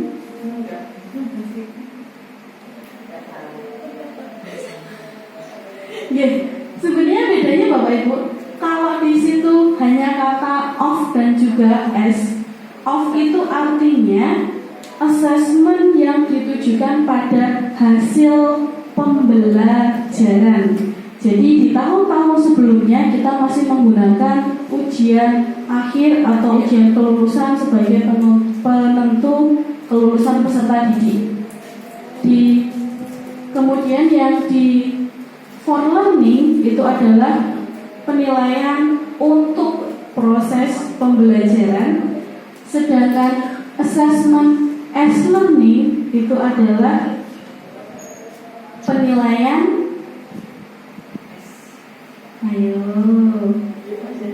Asesmennya sebagai, tapi kan definisi itu. Betul. Definisinya Assessment sebagai pembelajaran. Jadi yang ditekankan sebenarnya itu adalah proses ketika peserta didik menempuh pembelajaran. Jadi tidak melulu hanya di hasilnya. Kadang kalau kita hanya melulu di hasil, banyak peserta didik itu yang harus di-drill soal terus-menerus tanpa mereka tidak paham ini konsepnya nanti kalau diterapkan dalam kehidupan sehari-hari untuk apa. Mereka hanya tahu to the point atau cepet-cepetan mengerjakan, tidak tahu kebermanfaatannya ilmu-ilmu yang telah mereka pelajari. Proses yang ini. Yes, jadi di sini benar seperti yang disampaikan Pak Zen tadi, S itu artinya sebagai. Jadi assessment as learning itu adalah assessment sebagai proses pembelajaran. Assessment for learning itu adalah assessment untuk proses pembelajaran, dan assessment of learning itu adalah assessment pada akhir pembelajaran. Ini karena terlalu banyak saya lewati mawon. Nah, ini yang penting Bapak Ibu. Penekanan pada assessment formatif tadi yang assessment as learning dan assessment for learning itu masuk di assessment formatif. Jadi untuk proses pembelajaran ini sangat penting karena diharapkan bisa memberikan proporsi lebih banyak pada pelaksanaan assessment formatif daripada menitik beratkan pada assessment sumatif atau hasilnya, dengan harapan akan mendukung proses penanaman kesadaran pada siswa bahwa proses itu lebih penting daripada sebatas hasil akhir. Bahkan sekarang ketika Bapak Ibu melaksanakan assessment sumatif, baik itu ulangan harian maupun ulangan semesteran, dengan teknologi secanggih apapun Bapak Ibu, masih ada celah nggak untuk anak-anak itu mencari jawaban singkat? Masih. Tetap ada celah kan Bapak Ibu? Ya, contohnya yang pakai token itu kalau dia enggak token itu biasanya kadang apa? Itu masih jual layar. Nah, ketika nanti peserta didik mengerjakan soal, baik itu menggunakan IT, misal ada yang menggunakan aplikasi Exambro, kemudian pakai Google Form atau menggunakan Pijar, itu ternyata peserta didik itu masih punya peluang untuk bisa mencari jawaban lewat sumber-sumber lain. Walaupun sudah diproteksi, kemudian sudah kita antisipasi, ternyata peserta didik itu di bidang IT mereka juga jauh lebih canggih, lebih kreatif. Dan kalau bawa 2 HP lebih ya. Nah, apalagi kalau mereka bawa 2 HP, alasannya yang satu untuk tethering, ternyata untuk searching. Benar nggak Bapak Ibu? Alasannya untuk tethering. Nah, inilah kenapa di kurikulum sekarang ini tidak menitik beratkan pada hasil akhir. Karena hasil akhir itu ketika mau jawaban apapun yang kita inginkan, itu nanti ketika anak pakai AI atau pakai yang serba cepat, nah itu kita akan kalah Bapak Ibu. Ya enggak? Tapi ketika kita mendampingi peserta didik selama proses pembelajaran, kita tahu, oh ternyata anak ini ketika saya jelaskan materi ini belum paham. Oh berarti kalau misalnya saya menjelaskan menggunakan video, ada beberapa anak yang kurang paham kalau tidak dijelaskan ulang oleh gurunya. Ada nggak yang seperti itu? Dan kenyataannya kadang di harian kurang bagus, saat ulangan malah bisa dapat maksimal. Betul sekali. 90. Jadi di hariannya ketika kita mendampingi ini anaknya rada kurang, tapi ternyata pas hari H ketika diujikan nilainya bagus. Bahkan ada yang kesehariannya nilainya bagus, ketika kita tes malah nilainya jelek. Itu juga ada tuh Bapak Ibu. Karena lagi sakit. Kemungkinan seperti itu. Jadi di sini dengan menitik beratkan pada asesmen formatif yang berupa proses tadi, bisa mengubah paradigma pelajar yang semula menitik beratkan pada nilai akhir menjadi belajar yang menitik beratkan pada proses, sehingga ada ketergantungan pada asesmen sumatif masih terjadi dengan umpan balik yang sedikit, dan juga dapat menghambat proses siswa untuk memperoleh capaian belajar yang maksimal. Nah, ini yang terakhir. Jadi tadi yang saya sampaikan ada 3 poin ya Bapak Ibu. Yang terakhir yaitu peran dari asesmen itu sendiri. Yang pertama yaitu mengevaluasi pembelajaran, kemudian memberikan umpan balik, Jadi bisa membantu guru dalam memperbaiki proses pembelajarannya serta mendorong perbaikan berkelanjutan, yaitu mengidentifikasi area yang perlu ditingkatkan dalam kurikulum. Oke. Nah, Bapak Ibu, sebelum saya cukupkan untuk materi assessment ini, mungkin ada pertanyaan dulu dari Bapak Ibu? Atau ada yang perlu kita diskusikan terkait dengan assessment? Monggo, dari Bapak-bapak atau Ibu-ibu, ada yang mau ditanyakan dulu? Kalau bisa itu kita disediakan itu loh, daftar list siswa yang aktif. Sehingga ketika kita masuk kelas itu kita bisa bawa dan tinggal siapa yang hadir tinggal centangi, sehingga kaitannya dengan assessment apa tadi? Formatif ya, yang untuk proses pembelajaran. Kita paling nggak sudah bisa punya nilai di situ, sehingga nanti berapapun nilai pada akhir atau formatif itu toh kita yang pokok kita punya tabungan nilai. Karena kita kan terpaksa harus nulis di buku, di kertas itu kan nanti bersejarah. Ya, kalau bisa pihak administrasi itu ya siswa yang aktif itu dibuat daftar hadirnya gitu, sehingga ketika masuk kelas ya mungkin tinggal kalau mungkin daftarnya banyak sekali ya sampai ratusan ya tapi paling nggak mungkin ada yang aktif lah. Memang kalau di luar daftar mungkin sampai ratusan ya. Ya, alhamdulillah Pak, untuk PKBR Panca Usaha kita ini untuk jumlah muridnya sekitar berapa? Aja lah yang sudah bergaris-garis saja lah, yang kosong nanti kita isi sendiri. Terhimpun berapa ratus? Iya, totalnya banyak ya. 400-an Bapak Ibu. Sama seperti paket C aja informal. berapa? Paket C aja berapa? Paket C aja banyak, tapi yang paling banyak paket B.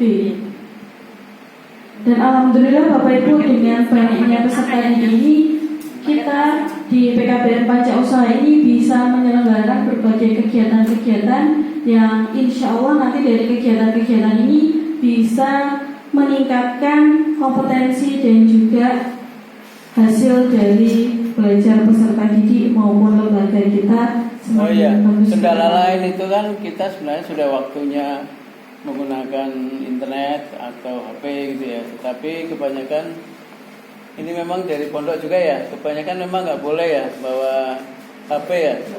Padahal memang kalau pembelajaran itu sebenarnya dibutuhkan. Tapi karena nggak ada yang bawa HP, jadi kita kurang maksimal. Misalnya menggunakan internet ya terpaksa hanya dari kita sebagai guru yang menggunakan internet atau menunjukkan di laptop atau di HP yang berupa film atau YouTube atau yang dari WiFi ya. Tapi siswanya sendiri nggak bisa aktif membuka. Paling-paling dia bisanya di rumah, itu pun kalau ada HP mungkin ya, karena kita hanya bisa ngirim linknya begitu. Jadi mungkin itu kendala juga, bahwa sebenarnya pembelajaran itu, pada saat pembelajaran itu sebenarnya HP itu sangat diperlukan. Namun karena mungkin ada kurang diperkenankan oleh pihak pondok, mungkin ya kita akhirnya terbatas. Jadi mohon dimaklumi kalau keterbatasan ilmu yang didapatkan mereka ya karena diantaranya kendala itu. Ya, monggo dari belakang. Sedikit mungkin ya. Pendapat tentang bagaimana tapi secara tidak langsung keunggulannya adalah formatif ya. Jadi guru tuntut untuk untuk lebih menguasai daripada maksudnya intelektual atau hal yang berkaitan dengan teknologi. Nah, ini sedikit problematika. Kita bisa lihat dari sisi mana perkembangan zamannya. Soalnya kita juga bisa melihat maksudnya konteksnya adalah tingkatnya. Mungkin dari tingkat SD, SMP, SMA, bahkan kuliah itu berbeda-beda penyerapannya mereka masuk. Kalau istilah tadi kita bisa menyinggung bahwasanya pondok itu ya kita bisa menjelaskan bahwasanya keterbatasan mereka dari segi mungkin teknologi dan peraturan-peraturan yang di dalam pondoknya. Nah itu termasuk salah satu menjadi peraturan mereka dan juga kendala mereka. Salah satunya seperti itu. Nah, namun kalau di pondok itu berarti istilahnya adalah guru dituntut untuk lebih bisa. Dalam arti kita merangkap ke dalam kurikulum mereka ini untuk bisa lebih seperti itu. Namun yaitu terbatas lagi, yaitu peraturan lagi kembali apakah mereka mau membuka wawasannya, yaitu dengan menggunakan AI atau ya teknologi itu. Sebenarnya kalau misalkan guru itu tidak mumpuni, akan dibantu dengan AI-nya. Kalau saya pribadi, saya dari jurusan utama, teman-teman sekalian itu kebanyakan kita memfasilitasi anak-anak untuk menjadi pakai AI. Kalau kita misalkan sudah mentok, dalam arti kita tidak berkembang lagi, dalam arti pembelajaran kita sudah ini, maka kita bantu dengan AI.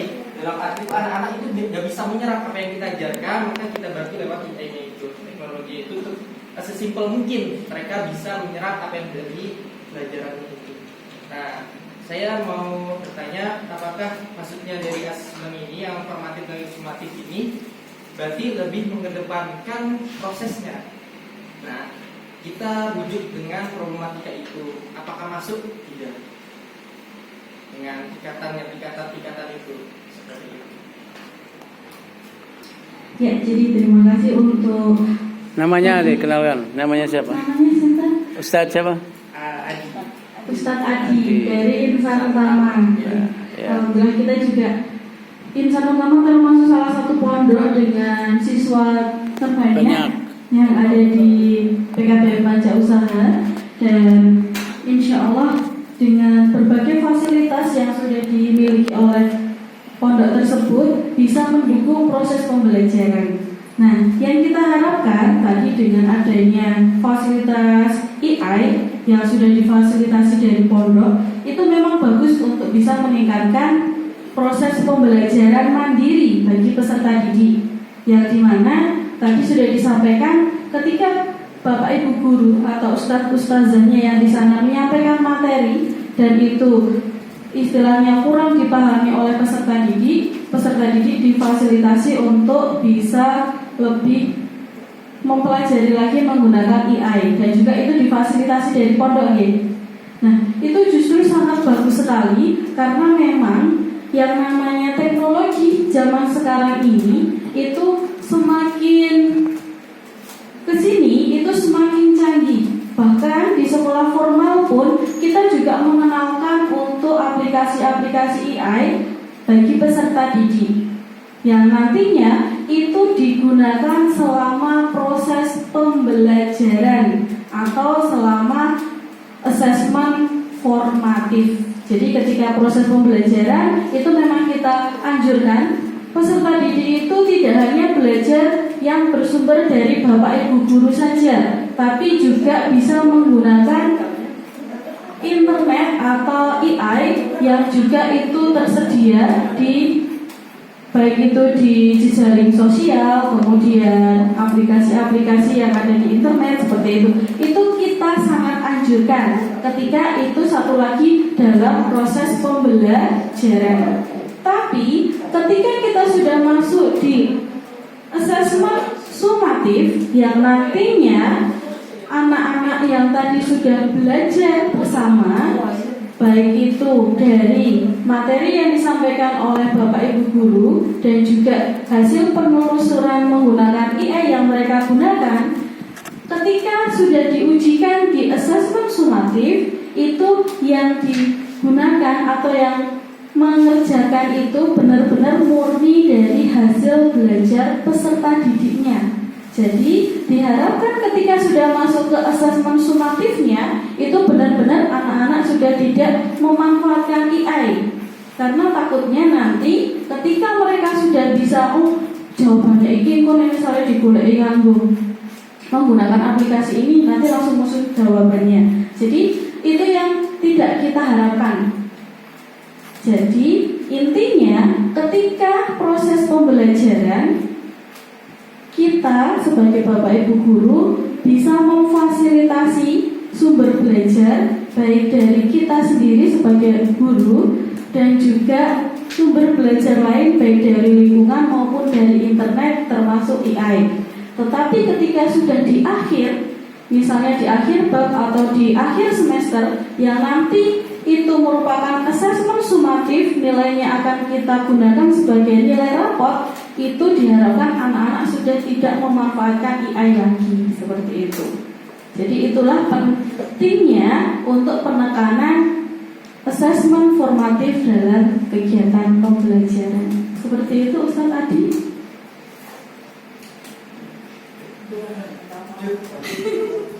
Monggo, mungkin dari sebelah sini ada yang mau ditanyakan? Mungkin saya ingin bertanya sama Ustazah.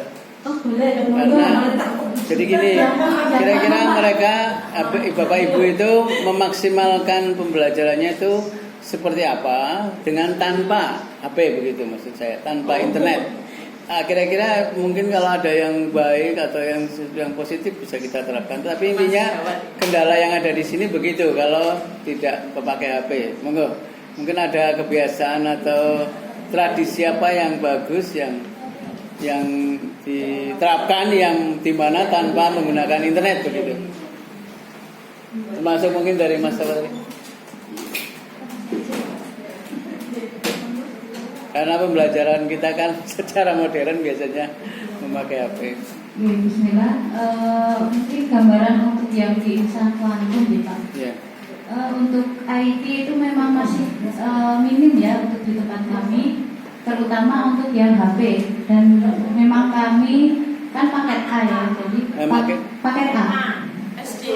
Oh, paket A. Mungkin untuk IT itu belum. Paling hanya ini ketika ada materi-materi tertentu atau puncak tema itu kayak puncak tema, terus nanti nonton video bersama itu. Oh, jadi di ruangan aula gitu ya. Seperti itu. Kalau untuk yang mereka komputer satu persatu atau handphone itu belum seperti itu. Ya. Jadi nggak ada wifi ya? Ada tapi hanya di untuk ruangan tertentu. Iya, hanya untuk ustaz-ustaznya saja. Ya. Yang lain? Mas ini Mas ini nambahin. Mas. Anu. Nih. Iya, silakan. Jadi kalau di rumah sajadah itu pembelajarannya kita pakai kurikulum dari pondok. Nah itu penyatuan gagasan dari berbagai pendapat yang ada di internal terus digunakan sebagai kurikulum. Jadi utamanya seperti itu Pak. Dan kita masih perlu penyesuaian terhadap kurikulum yang dipakai karena bisa jadi belum menerapkan yang seperti di BKPM. Dan itu satu kelemahan kami kayak gitu. Jadi harus belajar lagi agar apa yang diajarkan di BKPM itu bisa diserap, tapi masih belum Pak, belum memakai kurikulum yang sama seperti itu. Jadi pembelajarannya fokus di buku, membaca, menghafal ya, yang maksudnya yang non formal, yang pelajaran biasa itu. Jadi membaca buku kayak contohnya membaca buku sejarah. Di situ ada berbagai judul Pak, kayak misalkan di Ponorogo, terus Sudirman, lebih kayak seperti itu. Jadi ilmunya didapat dari buku. Seperti itu. Terima kasih. Tambah ini Mas, Mbak Erni, Mas, Mbak, silakan, Masnya. Ya. Oke. Maju. Ya, boleh, keras, yang penting keras. Bismillah, jadi kalau dari kisah pertama, yang pertama itu mungkin kita merujuk pada diri kami sebagai guru di sana, yaitu mengupdate terus mengupdate dan belajar terus. Itu yang pertama. Lalu yang kedua, alhamdulillah ya, karena kita boarding juga yang dengan pembiayaan yang insya Allah ada itu, jadi kita memfasilitasi termasuk wifi, tapi tetap saja anak-anak itu tidak memegang handphone atau semacamnya dan tidak ada terkait tentang teknologi, tidak ada. Tapi ketika masuknya belajar kita itu menyetelkan video atau presentasi PPT dan semacamnya itu kaitannya tentang pembelajaran yang ada di PKBM atau kurikulum tersebut. Jadi mereka belajar melalui semester tertentu, mereka harus ya intinya mereka belajar seperti itu. Lalu itu yang kedua, kita memfasilitasi tersebut. Terus ada keinginannya, terus keinginan untuk belajarnya itu lebih. Lalu yang ketiga, kita juga memfasilitasi itu ini kerjasama dengan orang tua santri. Orang tua santri itu kita ada namanya bimbingan belajar. Kita datangan juga dari luar juga. Jadi memang termasuk kita untuk belajar juga dalam materi juga kita mendatangkan juga guru dari luar. Bimbingan belajar tertentu. Untuk semua pelajaran. Ya, untuk semua yang diujikan di dalam PKBM ini. Seperti itu sih Pak, kurang lebihnya.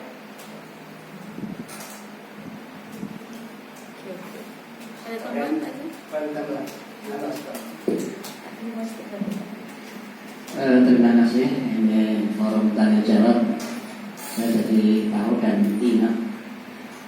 Saya itu termasuk yang woro-woro di forum itu, terutama yang berbasis pondok pesantren. Tolong jangan punya anggapan bahwa media atau warna HP atau komputer itu merusak.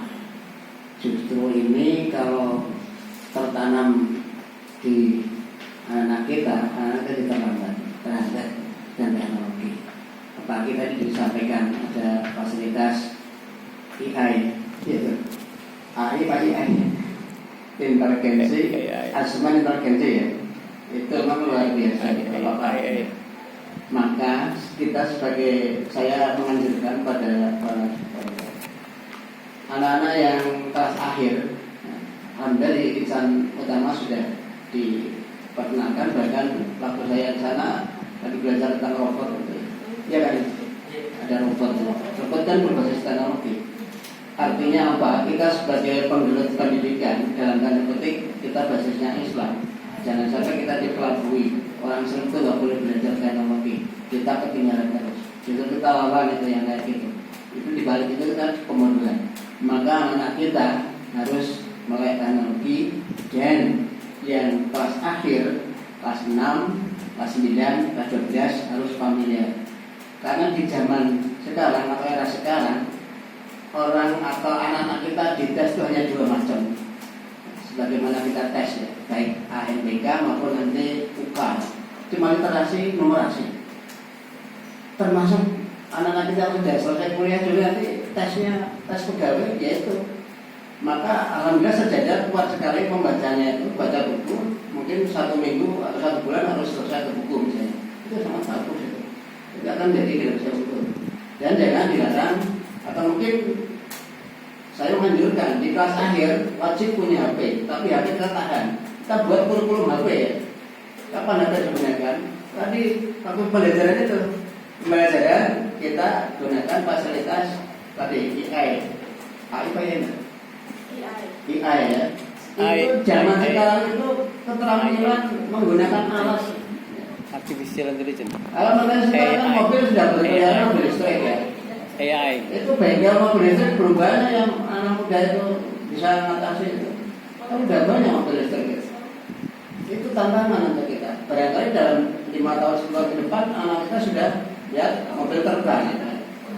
Kita masa HP nggak boleh, apalagi mengatakan ustadz yang kolot itu HP haram misalnya. Ya tinggal akan dulu. Justru di HP ini segala fasilitas ada, terbukti. Sampaikan ke anak kita yang sekarang bangkrut gara-gara HP, orang bangkrut ya. Kemudian kamera bangkrut ya. Yang Nokia itu kan nggak mau migrasi, ada bagus juga Nokia. Untuk itu kita jangan alergi dengan, maka buatlah kita selaku insan pendidikan mungkin buat kurikulum HP.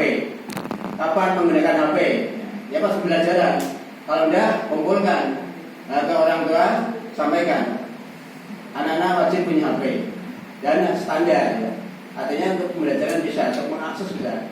Apalagi di lembaga sudah ada WiFi, sehingga nanti mengakses ANBK dan sebagainya nilainya bagus-bagus. Alhamdulillah. Kemarin dari Insan Utama bagus-bagus ya, juara 1, 2, 3 dari Insan Utama juga. Kalau salah kita juga masih ribet ke sana ya. Ya alhamdulillah kita berkat kerjasama dengan pondok, anak PKBM juga terangkat ya. Tapi saling mengisi ya. Karena saya waro-waro di teman-teman, marilah kita enjoy saja sehingga anak-anak kita bisa jadi generasi unggul. Karena apa? Pembelajarannya sangat fleksibel. Tadi sudah disampaikan oleh Pak Mantai kurikulumnya. Tidak lagi sekarang mengacu ke tahun 83, 20%, 35%. Tidak ada persentasinya, tidak ada. Tapi ada tetap mukanya. Maka tolong ada jadwal, satu saat mungkin saya ditanya, ada jadwalnya, paling nggak saya menyampaikan ke pengawas. Karena saya khawatir nanti tahu-tahu saya supervisi. Pembelajaran saya memplotnya ke dinas hari Jumat, Sabtu, Minggu.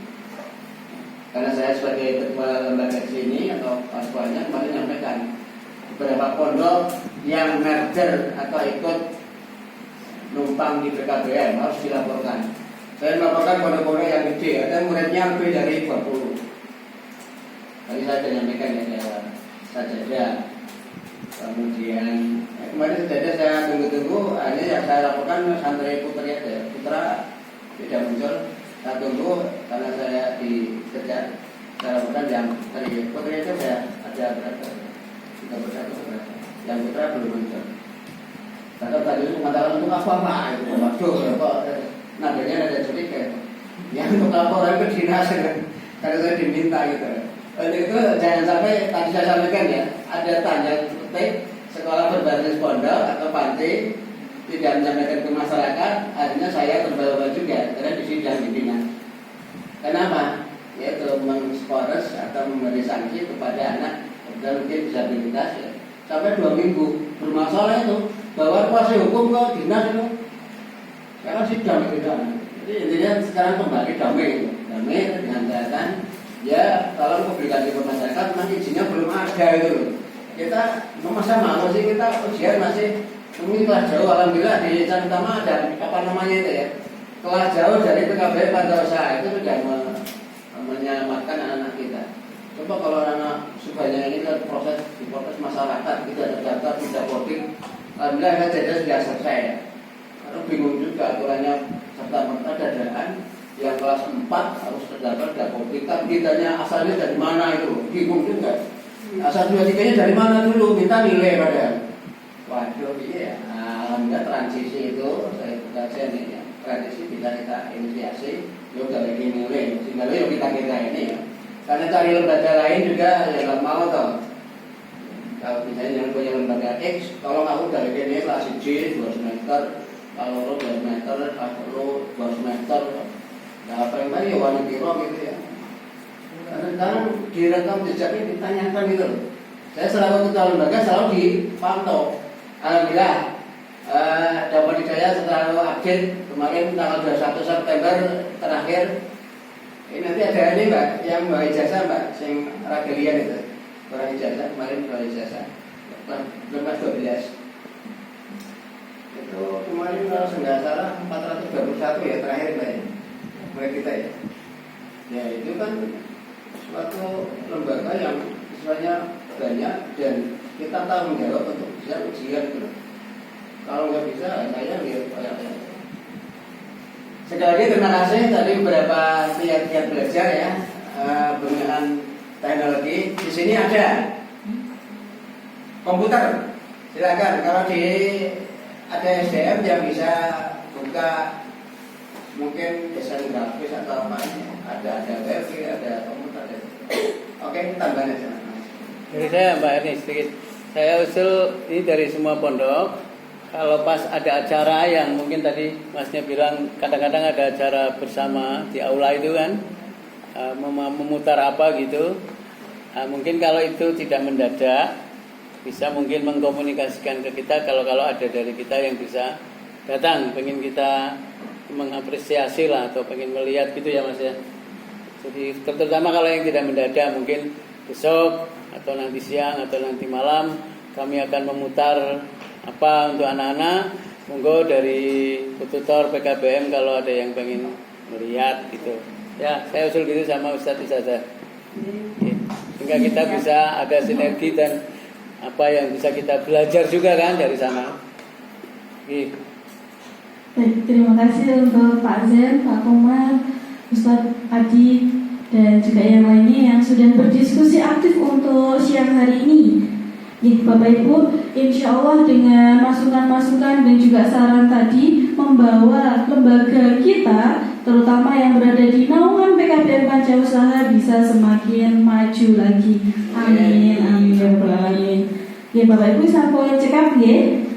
Kita cukupkan sebelum asesmen untuk workshop yang saya sampaikan terkait dengan asesmen kurikulum merdeka. Boleh saya tutup sedikit dengan pantun ya Bapak Ibu?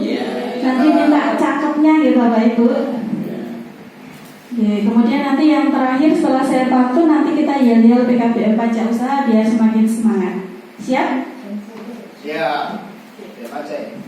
Ya. Karena mau makan ya. Mungkin udah lapar Pak. Ya lagi Pak. Oke. Studi banding ke Pancausaha. Oleh-olehnya kue bakpia. Cakep. Yuk terapin kurikulum merdeka. Insya Allah pembelajaran makin bermakna. PKBM berkarya, PKBM berbakti, PKBM peduli, PKBM berkarya, berbakti, peduli. Tepuk tangan untuk kita semuanya. Sekian materi yang bisa saya sampaikan. Kurang lebihnya saya mohon maaf. Semoga ilmu-ilmu yang tadi saya sampaikan bermanfaat untuk kita semuanya. Wabillahi